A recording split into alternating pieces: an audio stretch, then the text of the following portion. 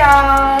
What's up, family? What's going on? Thank y'all so much for tuning in for another episode. I really hope that y'all rocked with the first one because we worked really hard. I know. And I'm super excited. I don't care if nobody listens. They did so good. I cared. We was dropping some gems on that first one. The fact that it's recorded, though, like, we can always go back and listen to it ourselves. Like, I just like listening to your voice, to be honest. Child, you working my nerve.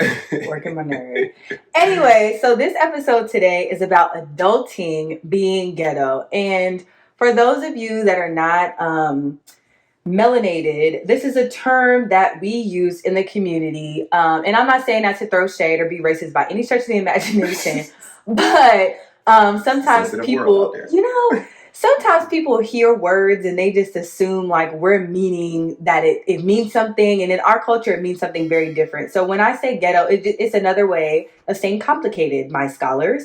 Adulting is complicated. There you go. So Karen, don't come for me, okay? But anyway, don't judge me, y'all. I'm piped up on happiness, joy, and great sex, okay? And Celsius. She a wild girl. Anyways, so we're going to talk about the struggle of setting boundaries as an adult. This is one of many topics, but we have to tackle this. The struggle of setting boundaries with your parents as an adult. Boom. Oh, you hop right into it. No condom. Oh my goodness. Go. I feel like we need to repost that video of that guy that was talking about how we gave opinions and just a voice. The millennial generation. Oh yeah. To, the younger generation now? Yeah. So just to touch on that with y'all, what had happened was we were watching this TikTok video and this guy was talking about how crazy it is that we're the ones, we being the millennials, are the ones that what did he say? Kind of gave a pass to why Gen Z acts the way that they do and why we are viewed as a certain way as millennials, specifically because we're kind of the ones that were like, we want to be heard. We want our voice to be heard. You know, we have, what is our parents' generation? They're not the boomers. They're the one after the boomers. Yeah, our parents are after the baby boomers, but baby boomers and then our parents' generation, we kind of had this like push and pull where our generation wanted to be heard. Like we weren't the go to work, do as we say, do as I say, not as I do kind of people. Like we needed explanation and all of this. And it kind of gave like a ground for Gen Z to start kind of overcompensating with the pronouns and this. No offense to anybody that identifies with pronouns or, you know, a different kind of community than whatever. This is not an offensive conversation. I'm not saying that at all. However, right. However, with him saying that, it kind of shed light on so many things. And I think one of the things that it really shed light on is boundaries. Boundaries specifically because when our parents were growing up, they didn't really set boundaries with their parents. And I can't speak for everybody's family, but my family was very close. And when I say close, I mean uncomfortably close. Like, we was talking in the bathroom while one person was using the bathroom. My mom was using the bathroom. I would be in the bathroom with her having a conversation. What, like as like an adult? Well, not an adult, but like a young kid? Yes. Oh, wow. Like, it's so different for girls in general. I think, yeah. I wasn't sitting in the bathroom when my dad was taking the piss. Like, but his butt was probably funky too, though. Probably. That's where I get it from. But yeah, like, they didn't really set boundaries. And nor, I don't think that our parents could set boundaries. I was about to say. With that, because it's like. It's do as you told. Exactly. And we don't have that now. No, because like we not out here whipping a paddle out. Had that paddle came back out in public schools, yo, everybody would be acting different. But I did go to a school that paddled. Same. I went to a Christian academy and they had paddles. But my school was Caribbean. Oh, so, damn, that's yeah, even worse. they was heavy-handed and mean. Shout out to Tiny Tots in New York. Yeah, they were, I mean, I got paddled one time, and that was my one and only time, because no. Yeah. But back to the topic. So, yeah, setting boundaries with parents as an adult is difficult because I think that our parents still view it, and again, we cannot speak for everybody's parents, and everybody's family dynamic. However, for us in the beginning, it was very difficult setting boundaries, especially when we first got married. when we moved out of our first apartment with our son to live with my in-laws, Bay's parents, and to divert real quick, I refer to my husband as Bay. That does not give anybody a pass to refer to him as Bay. His name is Dorian. They know what you mean. Okay, girl. but sometimes people like, yeah, Bay. Don't comment and call him Bay. He's my Bay. He is Dorian to you. He's Bay to me. That's right. Period. But moving on. I had to make that clear because some people like, yeah, you and Bay. Tea time. Don't call my nigga Bay. Okay, that's my Bay. I worked hard. Okay. But yeah, in the beginning of our marriage, it was really difficult setting boundaries with your parents. Number one, because we were moving into their home. But to be very fair, one of his older brothers and his wife and that was when it was one kid at the time. They had lived there before we even got there, many years before we even was officially married together, had a child, all of that. And because of that, they kind of set a boundary before we even got into the house. So they gave us rules, a contract, deadlines, requirements. And I was like, yo, you got a little too much dip on your chip. Like, you don't know me. I just got here. Like, I'm kind of new.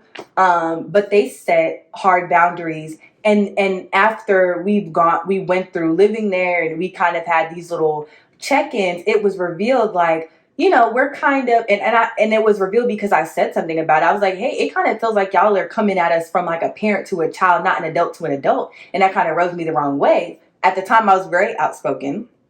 So that's kind of how that conversation came about. But I was like, yo, this is coming from like parent to a child. And then it kind of got revealed like, yeah, we're kind of restructuring how we parented Dorian. And I'm like, listen, but I'm not your kid. Like, you don't get to treat me like a child or my husband because you didn't do what you were supposed to do or wanted to do while he was in your care as a child, you know? And I think that was probably the toughest moment for me. I can't speak for you. I mean, for me, the whole thing about it was I was trying to be a man under my father's house and just living with another man, period. I don't care how old you are. That alpha male thing is a real thing. Yes. Like, just when energies get around different energies, it's like it's supposed to be a structure in the house, and having two adult men, it kind of clashes. So we necessarily didn't clash, but it was a lot of beating around the bush that I had to do. So I get what they were trying to do, and I respect what they were trying to do, because I would do the same for my son, but in a different way. You know what I mean? Like, there's a certain way that we just raise our kids different in this generation now, because we're more, I don't know, lenient or understanding, or we have a different mindset on how structures of households should be, just based off how we have to live.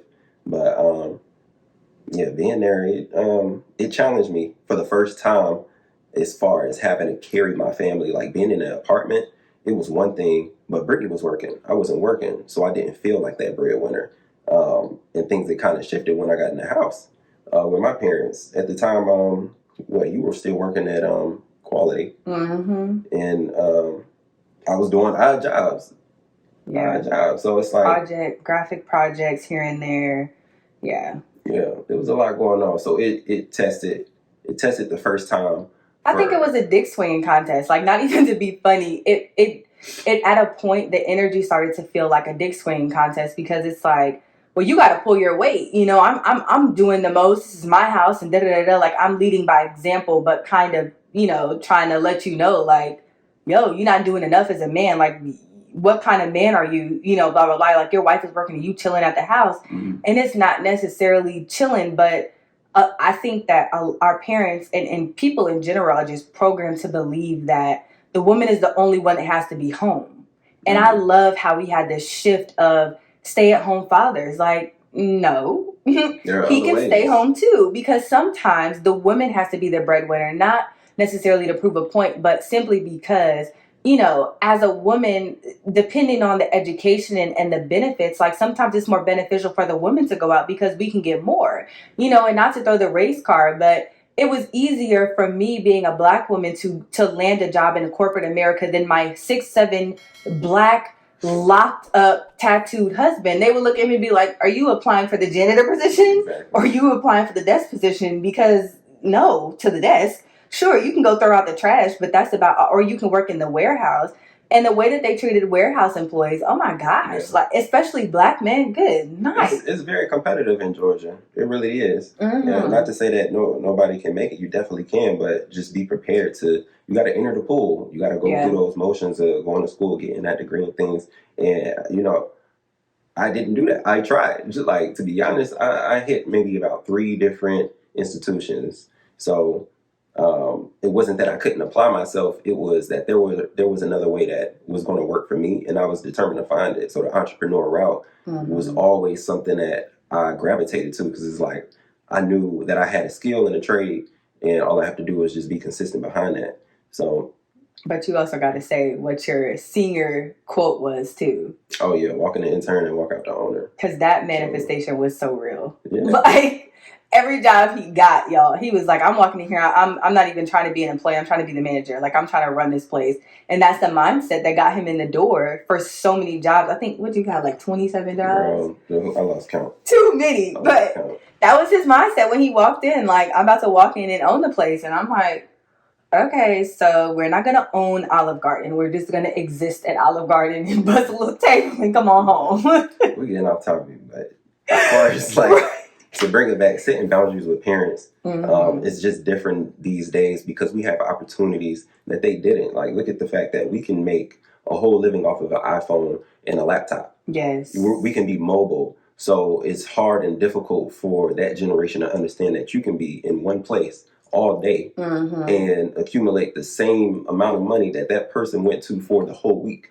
So with the degree. Yeah. Right. Like y'all did all that with the degree. Degrees don't mean anything. Exactly. So, but they do, no shade to anybody that has one. It's important for the not only the lifestyle that you're trying to live, because you have to accumulate a certain salary, but if that fits your passion as well, like if you're going into a practice, I definitely understand, like you have to go through checks and balances that says you're certified for this type of work. So I get it.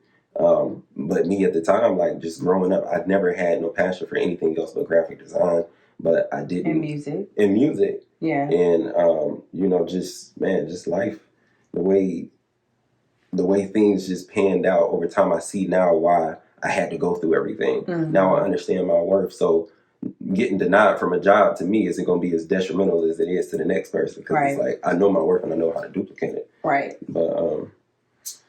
But even then, like setting that boundary of with your parents specifically and letting them know, like, I don't mind making money, but the way that you are requiring me to make money for me to live here, that's not working for me. And I think that once we got sure of ourselves and like they said, like really define our worth, we started setting boundaries differently. And it honestly, to be very honest with y'all, we've been married for what?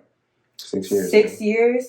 It was not until this last year, like literally this last year, not even the full year, but this was the first time that it has been a full year, that we actually set boundaries with our parents, like very hard boundaries. And we didn't necessarily, and this is going to sound like we're choosing sides, but we're not, to a degree, because there's like levels. But to be very fair, we didn't have to set boundaries with his parents, because we already had an understanding. Like we kind of laid down how we are as people over time, but because we were intentional about spending time with them and they were receptive. Let's get to that word, receptive. You can set boundaries with your parents, but if they're not receptive, the relationship and the boundaries is never going to work. It's always going to be a constant push and pull. It's a boundary to you, but it's just an opinion to them. Right, exactly. It's going to constantly be a conflict if they're not receptive. So because his parents were receptive, it was so easy to set boundaries and say, and not even us just setting boundaries, but them setting boundaries as well. Like it was easy for us to cultivate a relationship where we are very close. Like we have a very fluid relationship with his parents. Our kids have a very fluid relationship with his parents. And then on the flip side, my mom, stepdad, and my dad, our dynamic with them is very different. It's very strained, and it's strained because they're not receptive. And it's not to throw shade at them by any stretch of the imagination, but because they're not receptive, and I mean receptive as in sitting down and hearing our concerns, hearing our rules with our children, hearing our boundaries, understanding our boundaries and respecting them, because they come across or come with the, well, I raised you, I did this. And it's like, however, I'm traumatized, so we're not going to take how you raised me and then take that with the grandkids. And we're also not going to do the polar opposite and be like ultra loving, ultra giving, saying yes. Like, there, you have to come to a meeting. You can't, if I express to you, okay, you traumatized me growing up as my mom and my dad, that doesn't mean go to the polar opposite and then do everything like just, you know, like spoil the child. Like, no, we got to find a happy medium. And the fact that they're not receptive kind of puts a strain on our relationship, and not just with me, but with our children, with, you know, Bae. Like, it's just it's a strain, because it's like, oh, y'all not even willing to damn listen. Like, you're not, because you take it as we're attacking you, and we're not. But we have to set a boundary, because there's a certain way that our children vibe, and you got to match that in order for them to be comfortable with you. Like, they'll be cordial, because our kids know how to be nice, nasty, and it's not because we taught them that directly, but they've seen how we, you know, we're cordial, but we keep our distance. So they do the same. They're very cordial with people that they don't know, and you would think, just like with us, like, oh my God, they love us, and we do, from a distance, with boundaries, with you know, time restraints, like, and it's not to be mean. It's not to say, well, you're not as equally family, but even outside of parents, like, you just have to set boundaries. Like, this is our base. This is our core. Peace, reciprocation, and communication are our base and our core. The moment that you step outside of that, that's when it's like, for a long time, I think it just clicked. For a long time, we weren't able to be able to choose our boundaries, but we weren't able to choose what we wanted around us. Right. And now that we had the opportunity, after if y'all don't know, we lived in her mom's house after moving out of my parents' house. 5 years. Literally right after moving out of my parents' house, we moved into another parent's house. So we did maybe like a year at my mom's and then 5 at hers. So for a long time, we were coming from trying to be parents under our parents' household. And y'all can just imagine how that's a problem, especially when you're a growing kid, because we were in our 20s trying to raise kids, just freshly married, overshadowing. It was a lot. It was a lot. And I'm so grateful. At the end of the day, if any one of my family members hears this, at the end of the day, I'm always grateful. Because the way that you guys have accepted us, not just me, but us and our children, and have loved on them. You know, there's been no ill will that you've wished on them or done to them. But when it comes to boundaries and just having to reciprocate and communicate, those are those things that we weren't able to control, because we didn't have our own outlet besides our rooms. So the only thing that we could do to control our space and our peace was to retreat until we can get our own. And, you know, really start saying no. That no word became very... that no word is lovely. Oh, I went from being a people pleaser to no. You have to. I will leave you on red and not feel no remorse about it. I will leave you on red so bad, I will swipe and delete your whole thread. I don't care if we had important stuff in there. Swipe and delete. Period. Because it's like, no. Like, I'm setting a boundary, and you keep... And you guys set boundaries with friends too. I don't care if that's your bestie, your day one. You have to set boundaries with people. Even in your marriage, you have to set boundaries. And to get off topic, but still stay on the topic of boundaries, I have to tell y'all a situation that happened like a few weeks back. Me and Bae had our first like altercation after almost a year. And it wasn't like a physical altercation, but it was an argument. Like, we haven't been arguing it's been a solid... I don't even remember what you're talking about. So he was in a mood for some reason. I don't know. It wasn't me. It was just, he was in a mood. And I peeped that, and I was wrong for peeping his mood and continuing to be offended by the things that he was saying and doing. So that was me taking my slice. You know? I had to own that, and I didn't own that to you, so I'm sorry. No. Because I peeped your energy, and I continued to be offended. So my bad. You were good, man. My bad. You were forgiven. You always forgiven. Don't do that. I will take your pants off. Still got camera on. But so what happened was he was upset and in his feelings for whatever reason, and I'm sure it was the pressures of being a black man in America per usual. But we'll get into that another time. That's a whole other episode. Because wives, we got to be mindful that our men do carry the weight of the world on their shoulders, and it's sometimes not us. It's literally just they had an altercation with a Karen, and they carrying that all day, and it has nothing to do with us, but they're just in a mood, and they have a tude. Moving on. So in this particular, long story short example, he was having a moment, and he just started like telling me, hey, keep my area clean. Don't put your stuff on my desk. Stop wearing my clothes. Mind you, we had just did a TikTok the day before of me going into the closet and wearing his clothes. And he was like, you just go in my closet, you wear my clothes, you touching this, you just putting I literally spent all this time organizing, reorganizing my desk. You know I was just lashing out for nothing. Like, he was just nitpicking at everything. And I let him get it out. And I was like, okay. This is a true story. I'm not just talking. I literally responded to him in peace. I was like, okay. So after he got done, we got in the shower. We came back. We, since we work together, we're brand influencers together. We really had to have a meeting. So it was like, we got to go ahead and do this. Let's just get it out. And I was like, hey, so I'm not going to pretend like everything is kosher because you've been real snappy. And I just wanted to bring it to your attention before it festers and becomes a bigger argument. And we had the conversation and he kept being snappy. And I was like, so you're not being receptive. I'm just going to dead it right now. He kept going. And the old me would have matched his energy and went in attack mode, calling him ain't shit ass nigga, bum ass nigga. Like, just how we are, sis. You know how we get sometimes.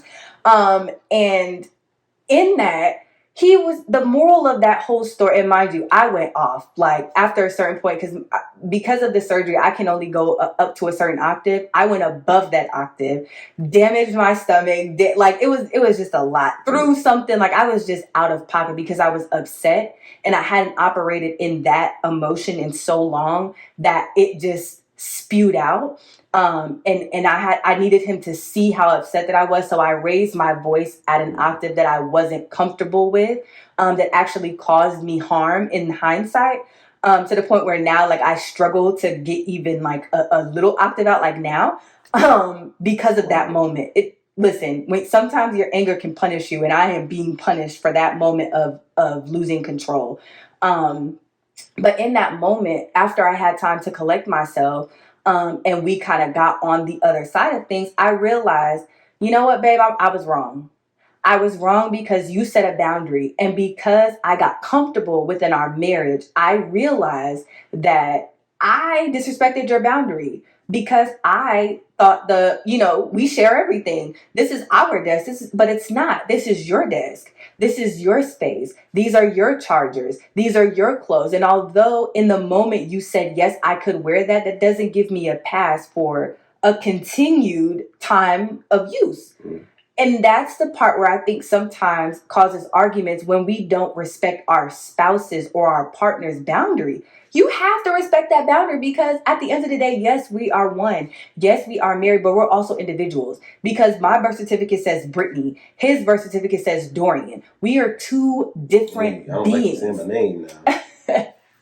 Don't worry, you call me Britnee. I'm keeping tallies now. I'm gonna hold the contest on how many times, y'all, he says my name in a podcast episode. And every time he does it, we're gonna make him do something because what you talking about, Britnee? Like, see, that's two. So far, you're doing 2 push-ups with one hand. Okay. But yeah, so that taught me in that moment that we really needed to respect each other's boundaries. And after that, anytime I needed to come to his area, I was like, hey, is it okay? And it got to the point where our son was laughing because they was just like, you don't have to keep doing it. And I was like, so let me correct you. The old version of me would have been doing that to be spiteful. I was like, but this version of me is genuinely respecting your boundaries and genuinely saying like, hey, I'm just making sure that today is a good day to wear your shirt because I'm cold. And I don't want you to, you know, feel like I'm overstepping because I don't know where your emotional state is right now. I don't know where your base is. So I'm just being respectful and asking you, is it cool if I wear this today? And our son would just, he'd be like, Dad, she's just trying to make sure. Oh, I did hear him the other day. Yeah. And then it became a joke, but the point is the boundary. Like, you cannot think that you're above setting boundaries or abiding by somebody's boundaries just because you're married, just because that's your bestie, your day one, your parent, your child. Children set boundaries too. Like, get too comfortable. Never. It don't matter your relationship. Like, you have to respect people's boundaries. I mean, that's down to just the bare foundation, biblical script. Treat others how you want to be treated. And I think people get comfortable with their spouses or friends, like you said, and all of that goes out the window. Like, that's still an individual at the end of the day. Y'all may be friends, y'all share a lot of commonalities, but that person is going to have days where they're not on that type of shit. Right. So you got to probably peep that and just move accordingly. That's being the best friend or that's being a spouse. So that's important. And that's something that we model in our marriage every day, so much so it's second nature. When you start being intentional in your marriage and little things, those things that refine your marriage and keep it sharp, it becomes second nature. So you don't have to feel like you got to put so much energy, like, oh, all day I got to make sure I'm watching her face and making sure I read her body language. Like, no, you start to peep it and you practice it, and the more you do that, now it becomes something that you do for others. Like, that's what we mean. So even around our kids, like, them hearing that and us making it a joke to them, we joking in a moment, but at the end of the day, what are they learning? What's the root of that joke?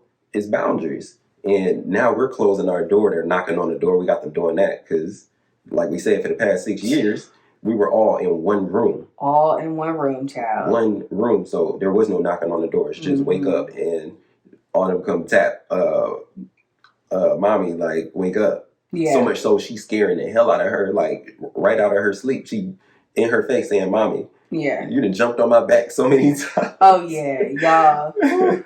That child done scared me so many times. She hopped on the bed. I remember one time I literally like got up and I was like, yo, what is this person, like, what is happening? And I had my glasses on and she literally hopped in the bed with me looking behind her like, what are we scared of? And I'm like, wait, I'm scared of you. I can only imagine.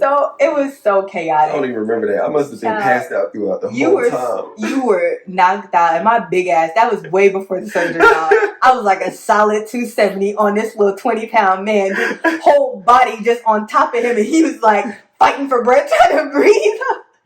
Oh my God. That was a mess. That whole circumstance is a mess. But setting boundaries with parents is important, but we also need to set boundaries with America. Okay, we have to set boundaries with America because these prices, excuse my French, these fucking eggs.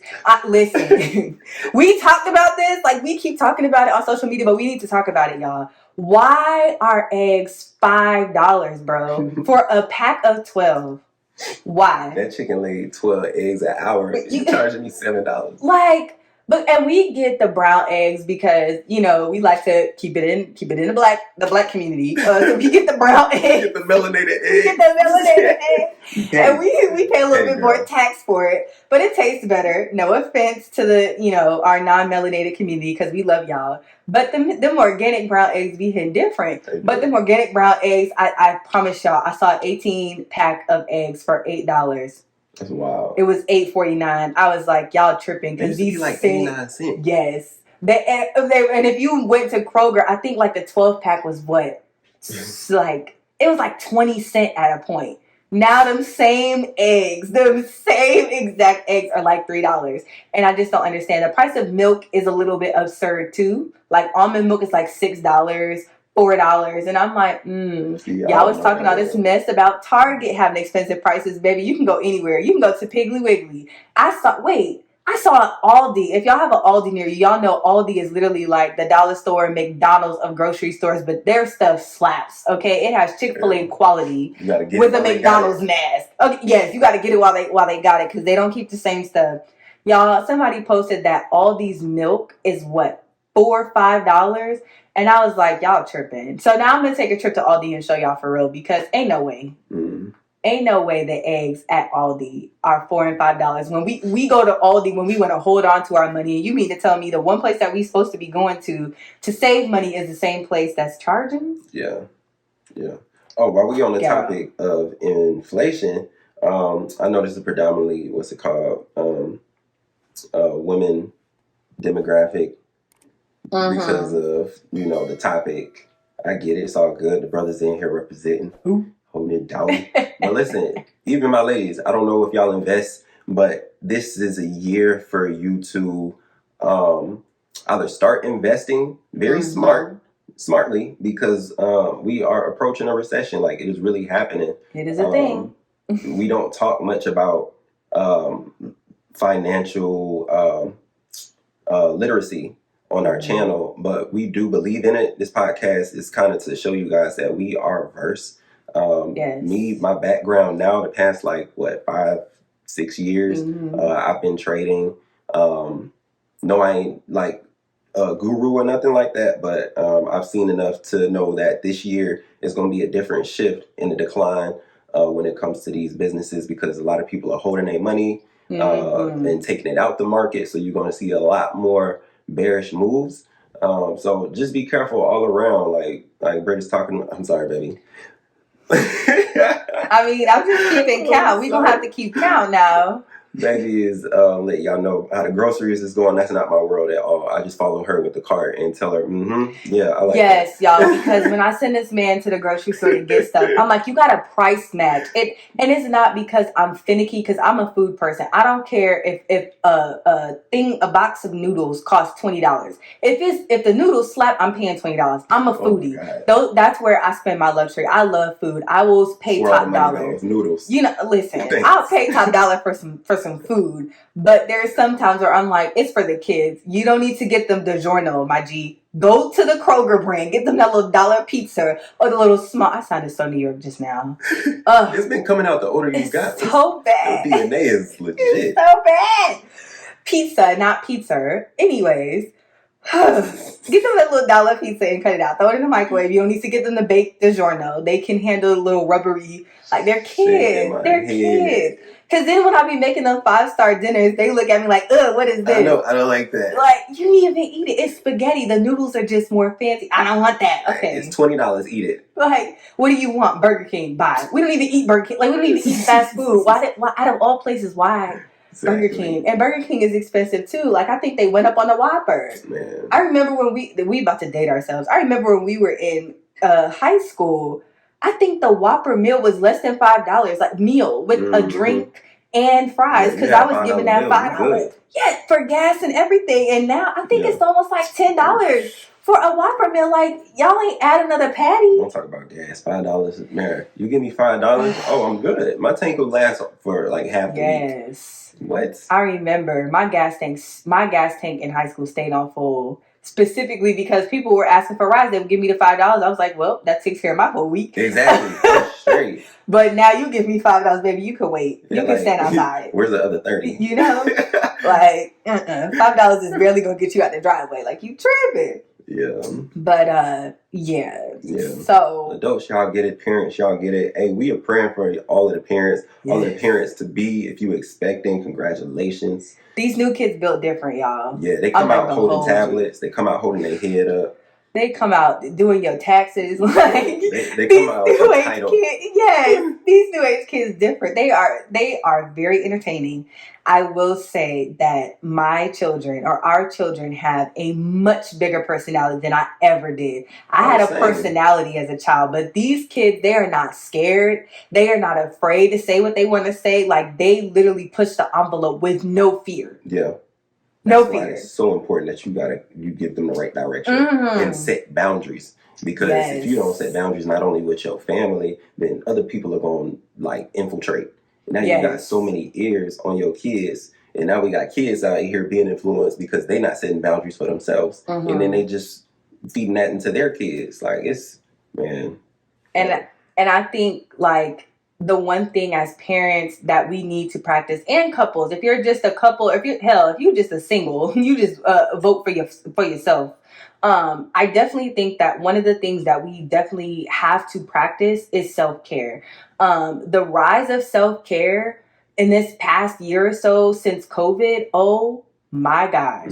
This whole soft life era, I'm with it. And I love that the soft life era is also transitioning from a feminine thing to a masculine thing. Like I love that. I love that men are embracing the entitlement of they need a soft place to land. Like they need that security. They're not operating anymore in masculinity to the point of ego, to the point of being lonely. Like they're shifting into, no, I need love. I need that protection. I need that security. And I love that because it's like, it's like y'all are actually human now. Like rather than just being this macho man with no emotion, it's like I actually see, and then women, we have to police ourselves to not look at that, at a man desiring a soft life or embracing his self-care era as being soft, as being weak, as demasculating them, because you're furthering the issue of Black men specifically, no shade to our other Latino non-melanated men, but we're quick to demasculate a Black man like, you doing some gay shit, you doing some soft shit. No, he's just operating in his other emotions. Men do have it. It is a program. Like men do have other emotions besides going hard, being masculine. Like they literally have other emotions. They cry too, and that doesn't make them soft. It's actually very humbling as a woman, and I can't speak for all women, but for me, it's very humbling to see another man cry. Because it's like, okay, so you're either extremely upset or you are identifying with this moment so much that your ego is taking a backseat. Your masculinity is taking a backseat. Your pride is taking a backseat for you to feel your feelings in this moment. That to me is the most masculine thing because you took off your cape to show whoever needed you in that moment or who was ever around in that moment that you felt safe with. Because in order for a man to cry, like a man that walks around in his macho, in order for him to cry, he has to feel safe with you. His emotions have to feel safe with you. His ego, his pride, his macho man exterior has to feel safe with you. And when he feels that and he cries, child, I'm like, as soon as you're done crying and you wipe off that snot off your face, baby, go lay down. Go lay down, because whatever you need, whatever you need. I need to learn how to cry on demand. Cry on demand, baby. That's all it takes. Baby. I'll do whatever you need, whatever you need. I do love that this generation is spreading information that helps us understand that we don't have to fall into that generational program of don't let nobody see you sweat, never let them see you cry. You know what I'm saying? Like, these things are really programmed into us so much so it works subconsciously where you need to show emotion. No, the only thing that you do is just retaliate. Right. And now you're hurting people around you.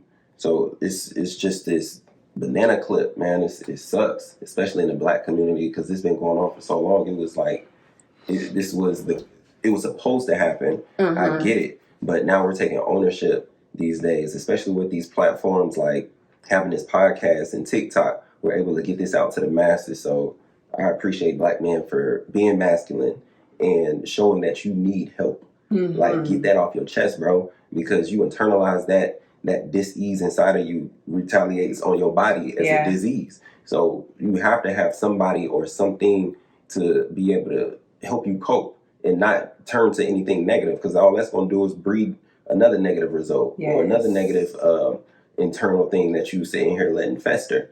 So I love my man. It's because y'all, I've known him since he was 14, so I've gotten to see him grow from being this like really influenceable person, following everybody, just trying to find his place, to literally separating himself. And if you know my husband, like you've known us since high school and even before then, like you know that he was the crowd follower. He was the guy, the tallest one, trying to be and do what everybody was being and doing. And always was in the social crowds, always was around people, always had friends, always was at the club. Like he was the social one in our duo. And I was the one that was like, no, I'll drink when it's time, but the only way you were going to see me was when I was drinking. Like that was, or high. Those were the only, well, maybe not, because still to this day, y'all, when I get high, I be in my own head. I just be sitting and staring off in his face. You come and say hey to me, I will give you the biggest smile, and then I'll go back to like resting bitch face, just staring off in his face, just thinking, vibing with everybody. Britney gets I'm sorry, baby. I do get simple. She gets simple. Like you ask her a question and it's okay. She just turned into a blonde. It's like, you good? I'm great. How you go from eloquent to Patrick? Hey, what happened? Bro, I don't know.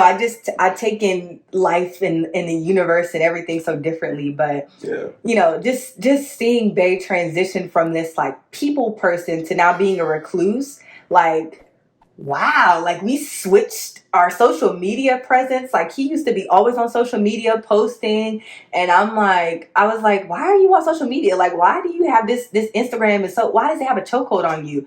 And now the roles have reversed. Granted, I only get on social media for work and then I'm off. Like you will rarely catch me having like outside of our pages and all of the podcast stuff that we do together and then my own podcast.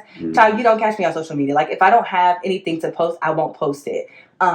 Because we've just become very recluse. We've become very selfish with our energy. And not only the energy that we give to others, but the energy we take in.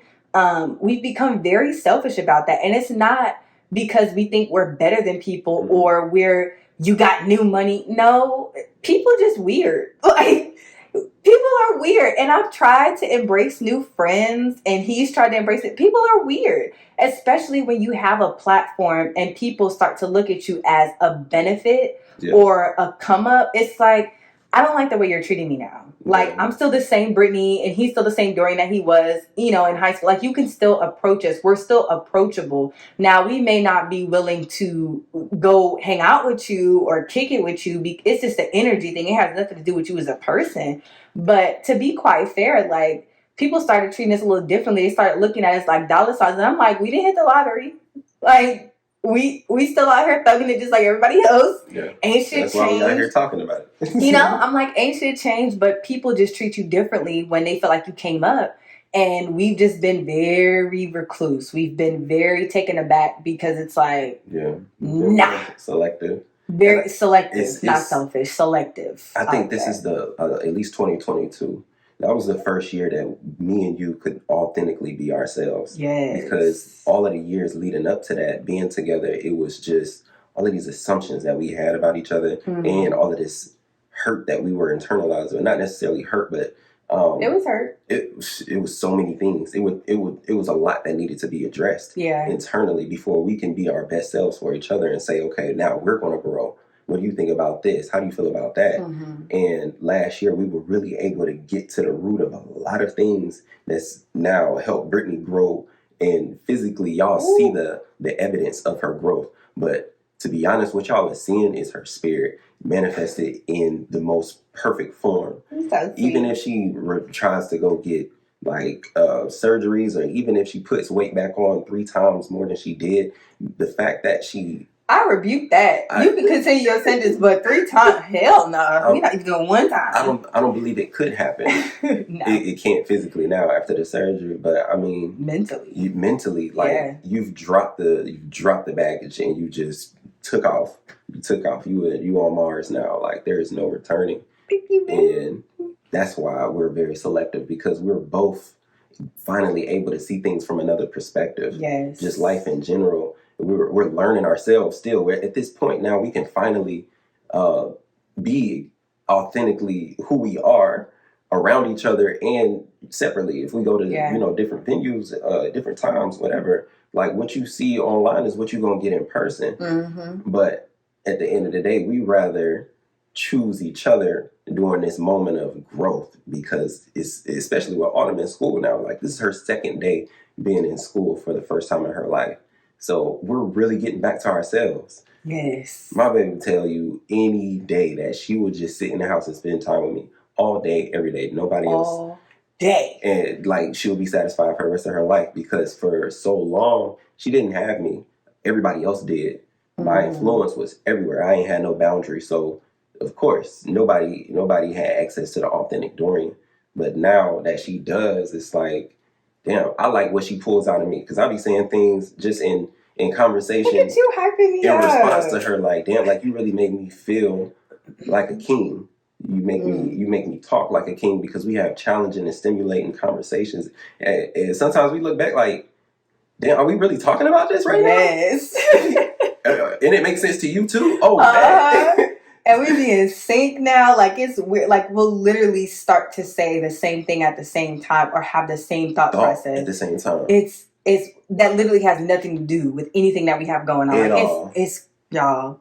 We'll talk about that, how to get there in your marriage, and that segment is going to be very, very deep. But I need y'all to understand, like, it is possible to have the fairy tale that Hollywood portrays on movies. Oh, they ain't come close. Man, it is real. It is honestly able. It is possible. Yeah, it's work though. It is work. Y'all gotta understand. Marriage is work. Everyday work. But the work becomes easier because, like I said earlier in this podcast, once you're intentional about it, it becomes second nature. Mm-hmm. So the work starts to turn into, oh, okay, this is kind of like a chore. Like, I have to do it sometimes I don't. And then it becomes, oh, this is actually kind of satisfying to show up for this person. Then that shit just become bliss. Like every day, like, wake up, what do you want to do today? I just want to be around you. All right, bet.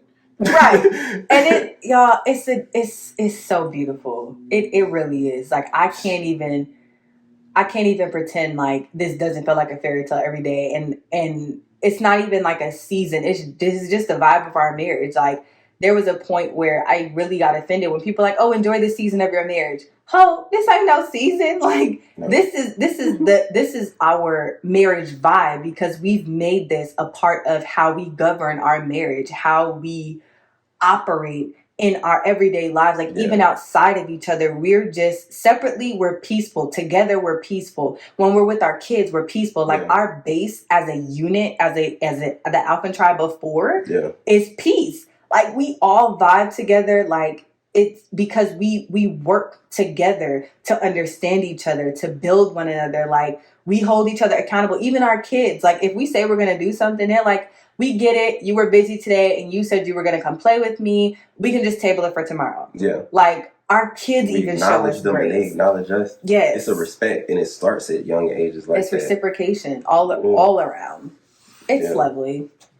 Sometimes I be feeling bad talking about it, because I'm like, I know some people are like, I can't stand them. They just so perfect. We're not perfect. Mm. We miss it sometimes, but the difference between us missing it back then versus us missing it now is we catch it and we correct it. Yeah. We catch it and we realign, we shift, we apologize when we need to apologize. Like, we are not just those programmed people that just, we fuck up and then it's like, no.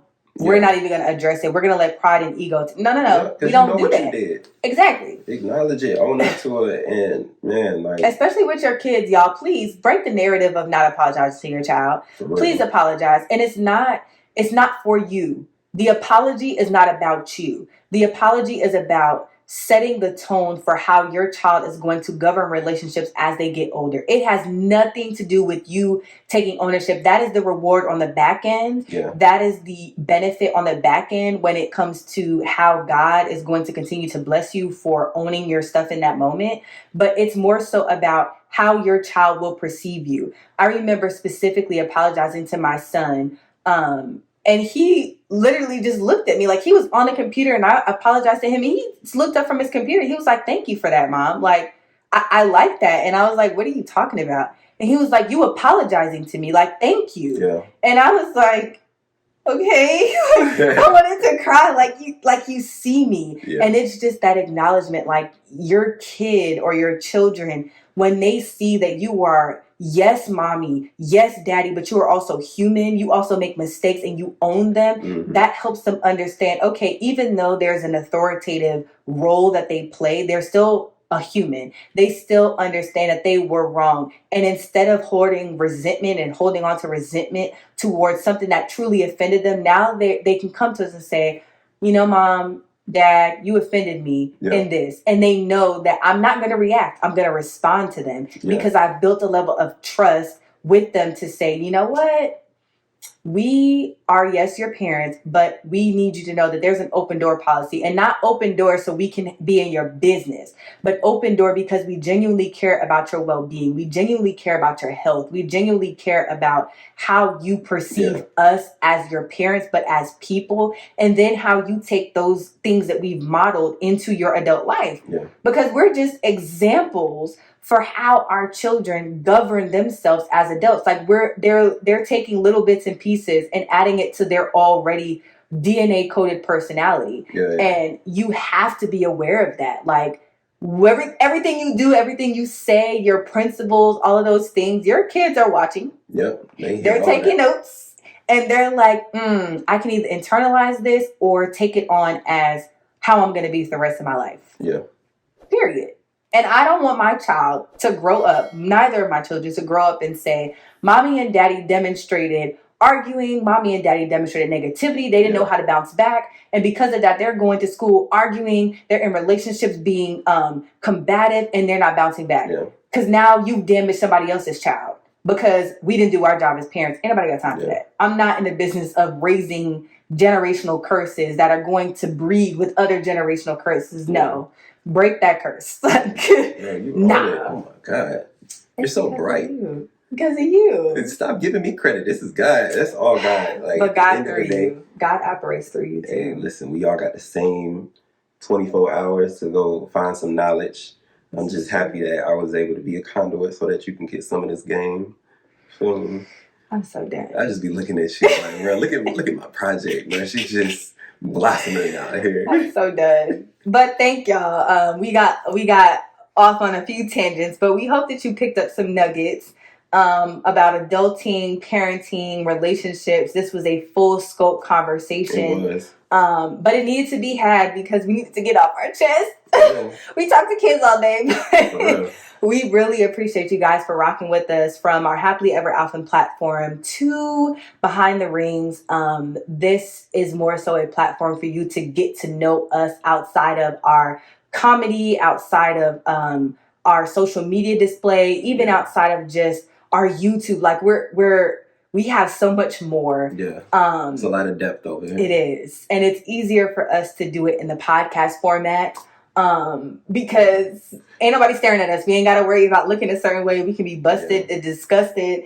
And y'all are just getting the meat without looking at us, at our flesh. So we appreciate y'all. For real. So much.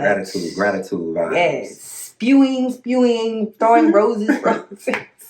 But thank y'all, and we will catch you on the next episode. Later. Bye.